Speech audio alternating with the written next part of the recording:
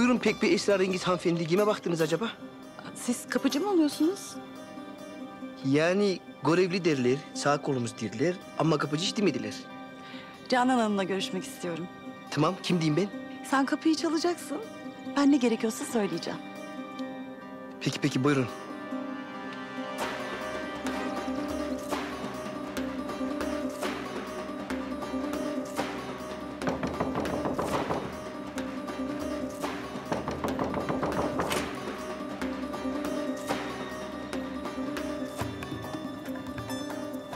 Merhaba.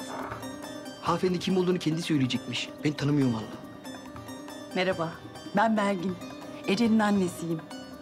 Nihayet sizinle tanışma şerefine nail oldum.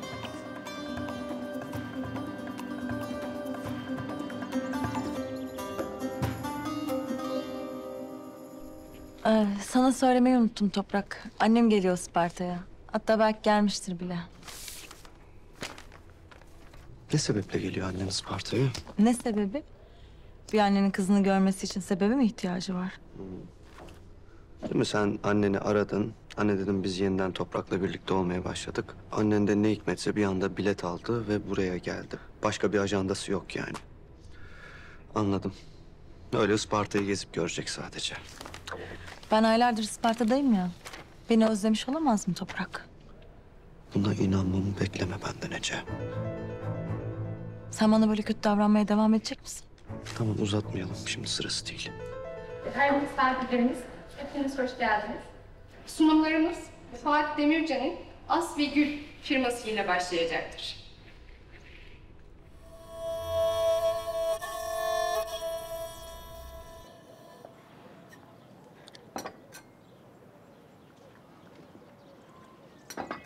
Sağ ol kızım.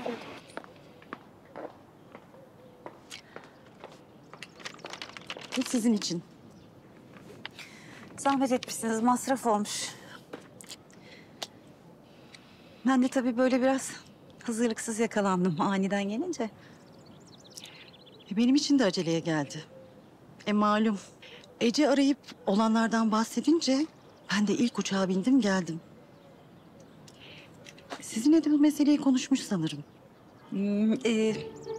Evet, konuştuk Ece kızımla haberim var. Siz de bilirsiniz Canan Hanım. Kız çocukları pek kıymetli oluyor. İnsan üzerine titreyerek büyütüyor. Hele ki böyle acımasız insanların olduğu bir dünyada emin ellerde olsun istiyor. Muhakkak. Muhakkak kız çocuğu zor tabii. Bak kaç yaşına geldi hala 2 kere üst üste telefonumu açmasa ben bile endişeleniyorum Arzu için. O halde kendinizi benim yerime koyun. Ece ve Toprak uzun yıllar aşk yaşadılar. Flört ettiler. Ama sonra Toprak onu bırakıp Isparta'ya geldi. Benim kızım nasıl üzüldü bilemezsiniz. Onu nasıl toparladım bir ben bilirim. Yani evet anlıyorum tabii sizi. Arzu'nun başına da benzer bir şey gelmiş olsaydı siz ne yapardınız? Yani tabii kızım üzülmesin isterdim herhalde. Ay içimi okudunuz resmen Canan Hanımcığım. Bence bu işi daha fazla uzatmanın bir anlamı yok. Uzun yıllardır birbirlerini tanıyorlar. Bir an evvel nikah tarihini alsınlar bence. Bir an evvel diyorsunuz. Yani.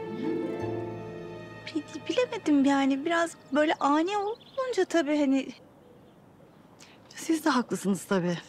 O halde benim hemen gidip kızlarımı görmem gerek. Sizi daha fazla rahatsız etmeyeyim. Böylesine önemli ve ciddi bir konuda telefonla konuşmak istemedim.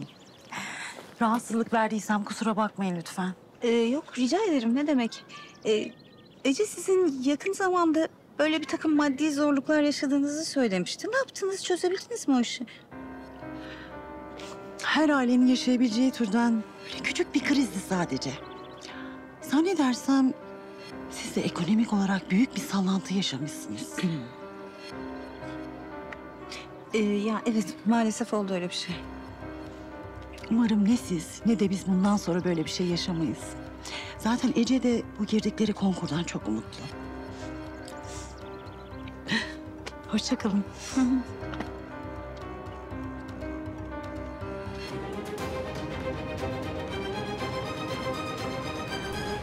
As ve Gül AŞ'den Gonca Aydın, endüstri mühendisi olarak görev yapmakta. Projelendirdikleri Misk isimli parfümü tanıtacaklar.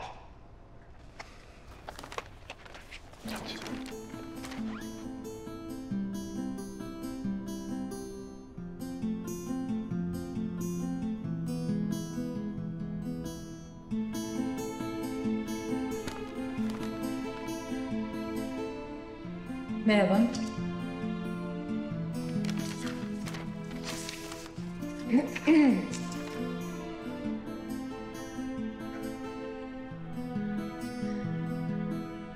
Şiirlerde, masallarda sevgililer birbirine güneşim derler, yağmurum derler, nefesim derler. Ama sevgiliyle bütünleşen ve eşsiz olan şey kokusudur.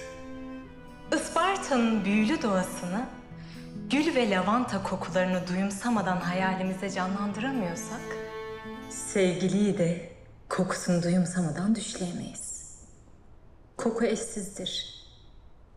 Aşkı perçinleyen, bütünleyen bir efsundur koku. Etkisi bir ömür boyu sürer.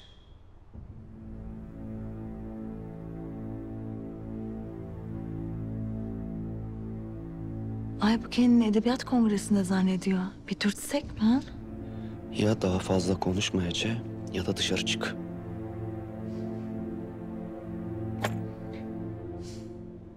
Misk ismine yakıştırdığımız bu parfümle biz de as ve gül olarak ilhamımızı doğadan ve aşktan aldık.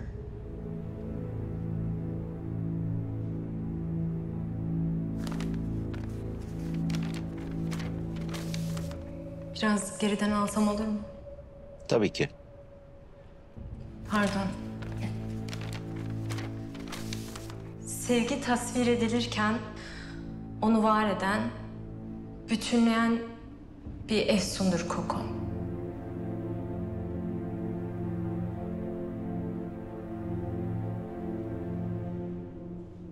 Etkisi bir ömür boyu sürer. Sevgiliyi de kokusunu duyumsamadan düşleyemeyiz. Koku eşsiz. Ben özür dilerim, yapamayacağım. Gonca. Bravo, bravo. Muhteşem bir sunum. Kendine gel. Ece Kardaş, Toprak Atabey. Sunum sırası sizde.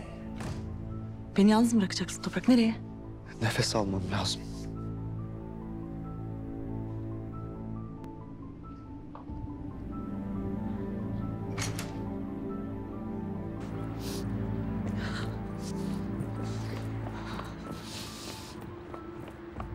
Gonca!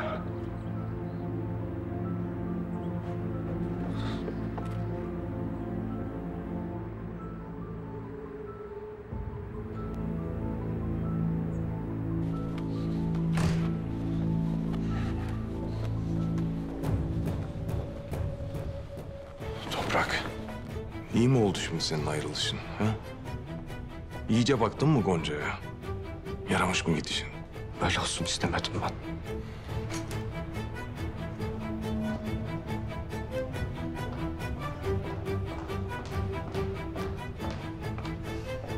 Müsaade eder misiniz? Bizim sıramız geldi de. Sizinle konuşmuyorum Ece Hanım. Hadi Toprak. Toprak. Bugünleri bir kenara yaz. Geri dönüşü olmayan yanlış kararlarını sakın unutma. Gün gelecek.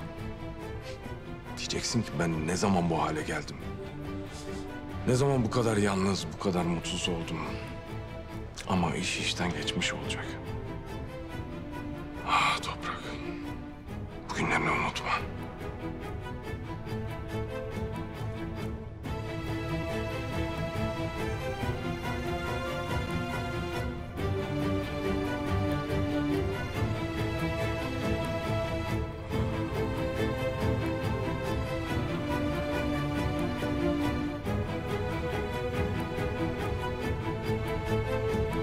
Canan Hanım biraz şaşırdı ama öyle itiraz falan da etmedi. İkna olacak gibi. Hiç zannetmiyorum. Yıl olmuş 2022. Ne diyecekler anneciğim sana? Tamam evlensinler mi diyecekler? Düğün dernek mi yapalım diyecekler? Deniz, sen bütün hayatını sabah 8, akşam 9 çalışarak mı geçirmek istiyorsun kızım? Sence? Sencesini mencesini bilmem. Madem rahat bir hayat istiyorsun, öyle apır sapır konuşup delirtme beni. Tamam kızma canım. Aferin. Aslında o Ece şaşkını. Fuat'a biraz yüz verseydi. Adam Atabeylerin 10 katı zengin. O kadar söyledim, oralı olmadı hanımefendi. Hem borcu da ödemişti. Gitti geri verdi parayı. Tamam canım, yaptı bir hata. Bitti gitti bile. Bizim Atabeyleri ikna etmemiz gerek. Bu işi de sıcağı sıcağına yapmalıyız. Acaba Toprağın babasıyla da mı konuşsam bir de? Asıl mevzu dedesi. Rıfat Atabey. Onu kafalaman lazım. Niyeymiş o? Bak anneciğim, bu Atabeyler derebeylik gibi. Dedeleri ne derse o oluyor. Kimse onun sözünden çıkmıyor. Ya adama ağa diyorlar ya. Rıfat ağa. Anladım. Öyleyse bunları her yerden kilitlemeliyiz.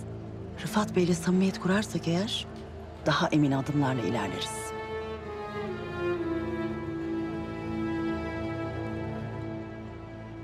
Biz Atabey Fabrikası olarak sizlere diğer katılımcılar gibi bir konsept sunmuyoruz.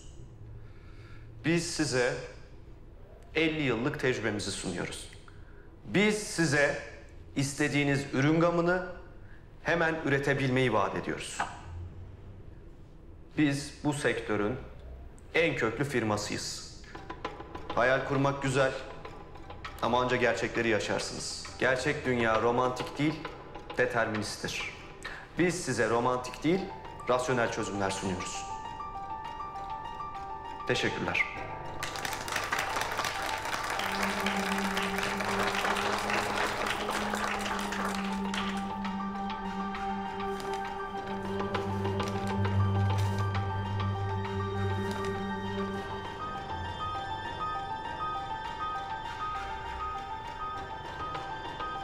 Toprak müthişti. Gerçekten müthişti. Ne zaman açıklanır sonuç? Bilmiyorum. Birazdan açıklarlar. Ay, ben çok heyecanlıyım. Ben biraz yalnız kalabilir miyim? Gelmemi ister misin? Lütfen kendi başıma kalayım.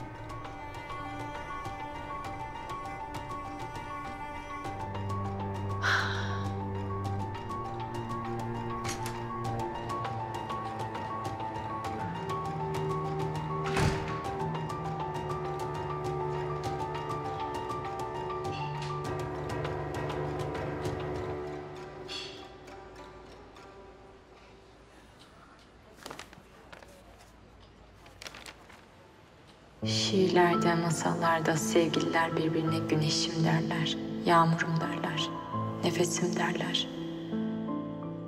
Ama sevgiliyle bütünleşen ve eşsiz olan şey kokusudur. Sevgi tasvir edilirken onu var eden, bütünleyen bir efsundur koku. Etkisi bir ömür boyu sürer. Toprağın üstünde yavaş yavaş açmaya başlayan bir goncanın kokusudur sevgi.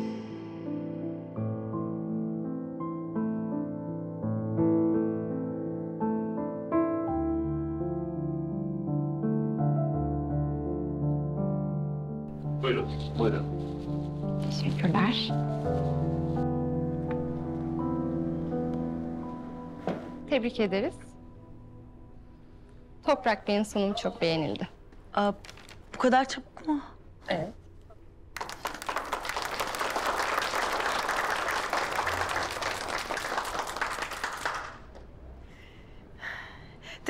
Deniz annem yanında mı?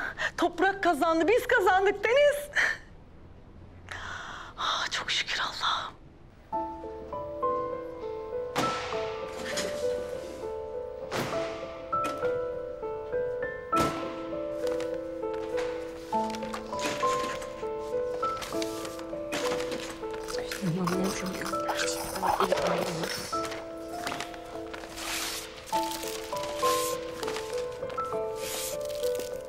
Peki, teşekkürler.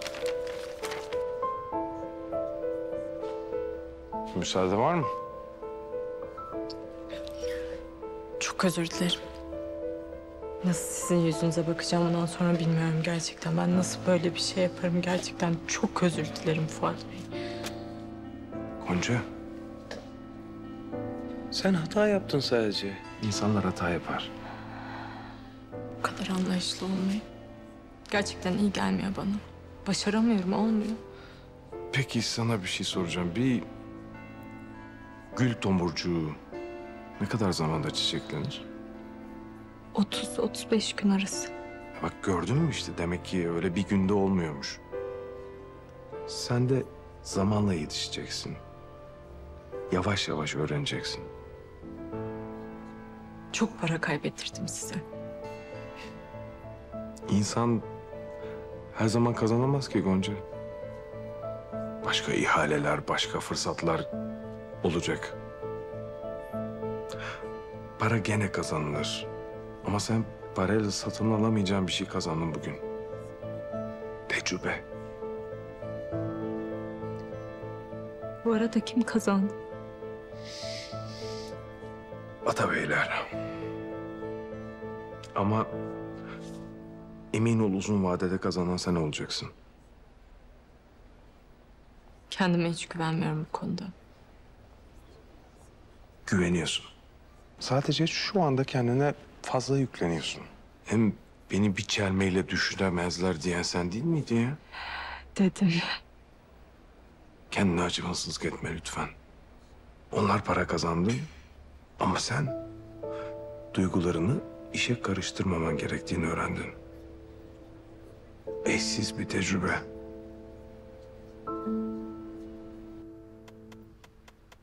Bitti mi acaba konkur ya? Arasam mı çocukları? Büyük. Dur haber geldi. Efendim Hidayet. Ne? Sağ ol, sağ ol. Kazanmışız. Etme! Rıfat ağam benim ya. Rıfat ağam yaşasın. Yaşasın kazanmışız. Ya Rıfat ağam bak benim ne zamandır gözüme kestirdiğim bir tane tekne var. Her şeyi hazır. Adı bile Canan'ım. Nasıl ama? Yahu dur. Haber geldi kazandık diye. Daha makineler çalışmıyor, işçiler yok. Bana bak, para kazanmadan harcamaya kalkarsan gözüm üzerinde, ona göre. Tamam Rıfat ağa ya. Hayalimizden bahsediyoruz. Hayalimizden de mi bahsetmeyelim ya? Ya başlarım şimdi senin hayaline mayaline. Gel. Rıfat Bey, misafiriniz var. Kendisini toplantı odasına aldık. Tamam kızım. Kim geldi acaba? Bilmem.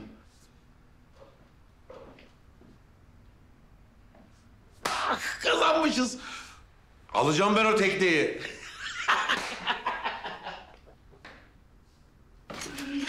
Of Canan'ım.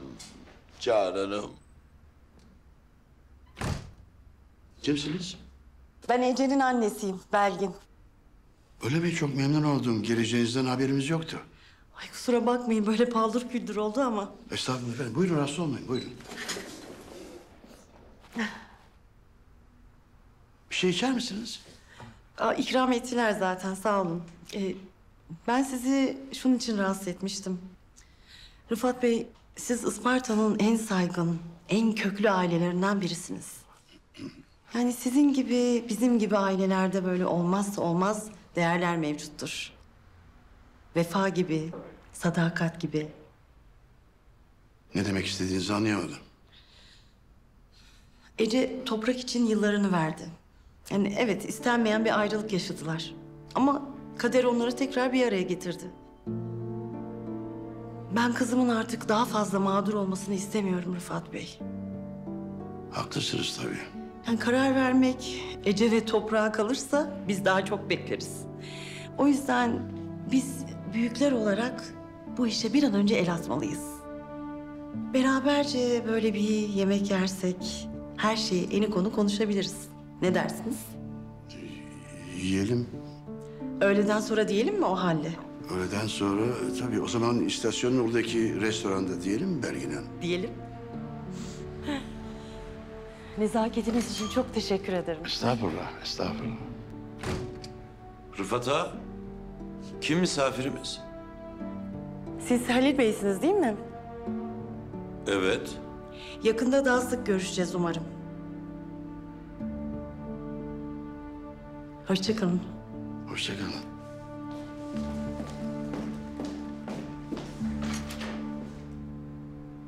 Rıfat ağa, kim bu misafirimiz?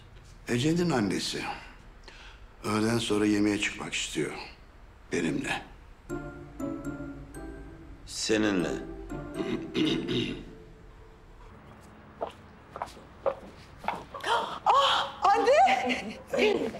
Hoş geldin. Senin ne işin var burada? Rıfat Bey ziyarete geldim. Sana da merhaba Toprak.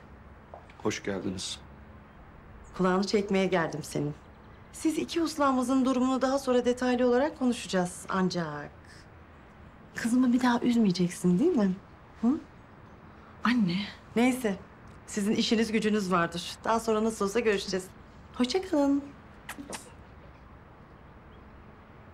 Ya bakma sen anneme. O böyle üst perdeden konuşur. Ama biliyorsun çok yufka yüreklidir. Bırak Ece ya. Tanımıyoruz sanki anneni.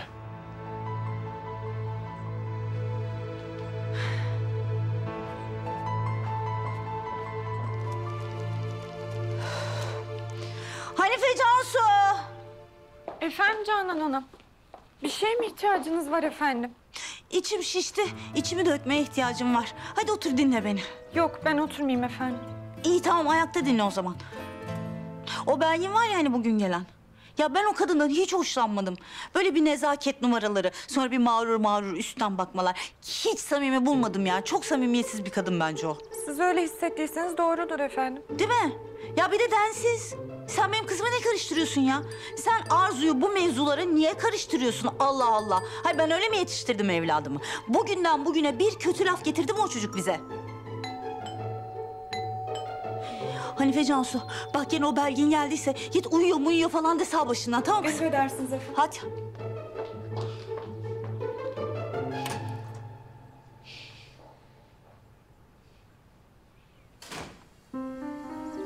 Arzu.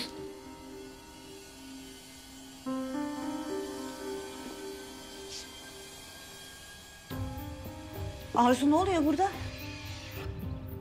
Sen bu adamın elini niye tutuyorsun?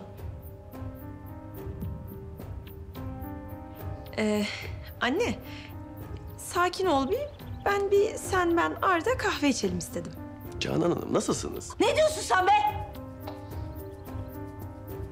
Ben demiştim annen iyileşecek diye. Ya evet, beni delirtmeyin. Ne oluyor Arzu burada? Bu madrabasın benim salonumda ne işi var? Sen bu herifin elini niye tutuyorsun? Ne oluyor?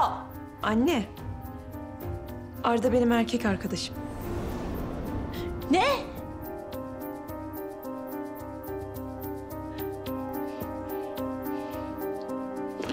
Sen gelsene bana 2 dakika. Yürü bakayım. Anne, bak şimdi...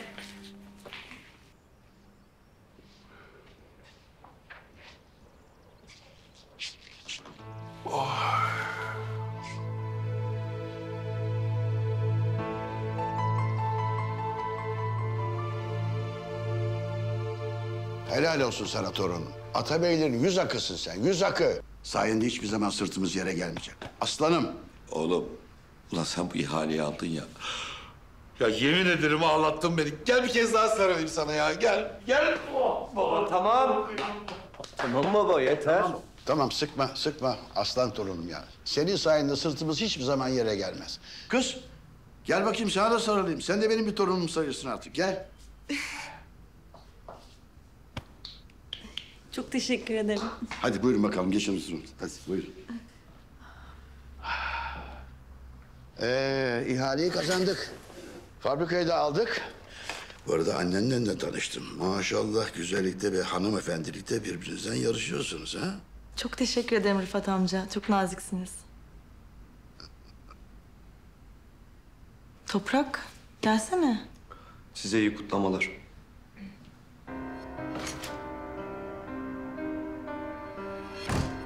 Bırakın biraz sakin olsun. Biraz sakin olsun. Kendini bulsun. Kızım Kızım sen bu oğlanın nasıl bir sahtekar olduğunu biliyor musun? Sahtekarın teki bu herif. Anne zaten senin için iyi kimse yok ki. Bir tek sen iyisin, babam iyi, bir de dedem. Onların da mazisini biliyoruz zaten. Arzu bak beni dinle. Ben aldım bunu karşıma. Dedim ki ben sana para vereyim. Sen git Toprak'la Gonca'yı ayır. Ne dedi biliyor musun? Tamam dedi. Aldı parayı, bir haltada yaramadı. Ya ben ne anlatıyorum sana kızım? Bu herif dolandırdı bizi.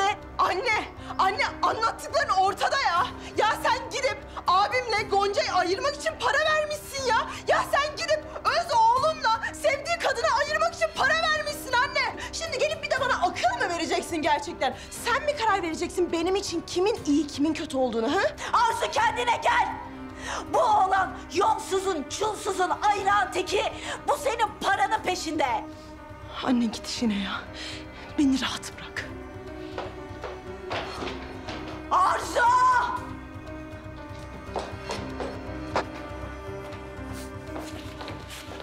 Bağırışmalarınızı duydum. İyi misin sen? İyiyim. Hadi gidelim buradan tamam. Arzu! Kime diyorum ben? Anne, rahat bırak beni. Arzu! Allah üst üste geliyor. Geldi ben her şey üst üste geliyor. Ay vallahi kendimi parçalayacağım. Üstümü başımı yırtacağım sinirden. Canan Hanım iyi misiniz? Su getir bana git. Buzlu su getir çabuk. Emredersiniz efendim. Ay eyvah ben gene hasta oluyorum. Ben gene hastalanıyorum. Allah'ım yardım et. Allah'ım yardım et bana. Ay ben gene hasta oluyorum.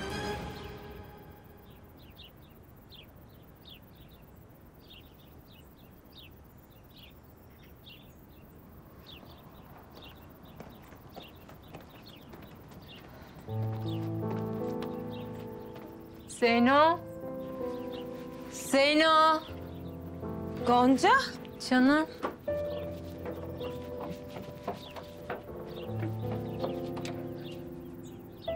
Hoş geldin.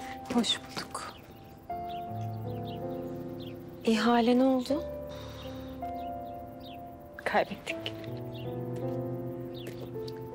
Gel otur. Geçmiş olsun. Sağ ol.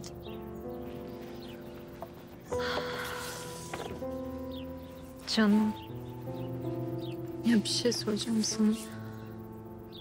Arda'dan dolayı kızgın mısın? Ben sana niye kızgın olayım ki? Senin de kusurun var. Konuştum Arda'yla.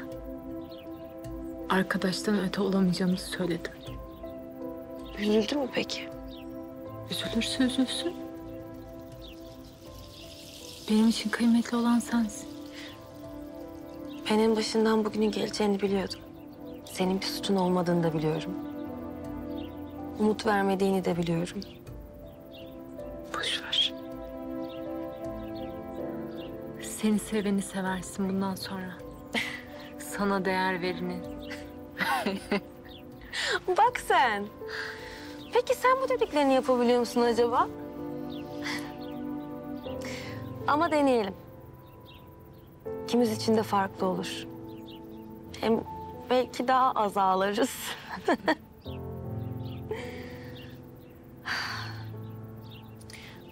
Fabrikaya da gelmez artık o.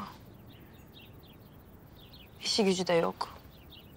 Kalacak bir evi de yok. Yani düşünmeden edemiyorum. Ne yapacak, ne edecek diye düşünmeden edemiyorum.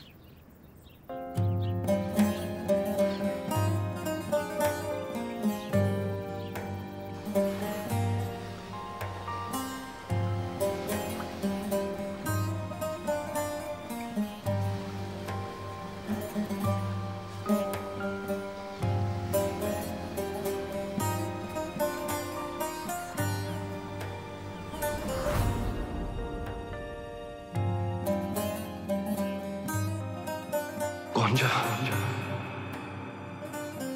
Benimle evlenir misin?